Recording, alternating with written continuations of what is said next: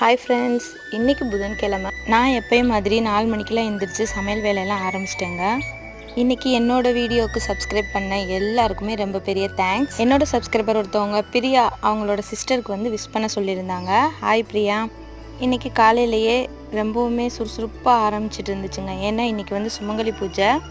காலையில் எந்திரிச்சு வெள்ளனா குளிச்சுட்டு சமைக்க ஆரம்பிச்சு. இன்றைக்கி கொஞ்சம் டிஃப்ரெண்ட்டாக ஏதாவது செய்யலாம் அப்படின்னு சொல்லிட்டு கோதுமை கூழ் வந்து ரெடி பண்ணுங்க. கோதுமை கூழுக்கு வந்து உடச்ச கோதுமையை நல்லா சுடுதண்ணியில் போட்டு வேக வச்சுட்டு அதோட கொஞ்சம் மோர், அப்புறம் கொஞ்சம் நீராகார தண்ணி சேர்த்து உப்பு போட்டு வேக வச்சு எடுத்தோம்னா கோதுமை கூழ் ரெடி.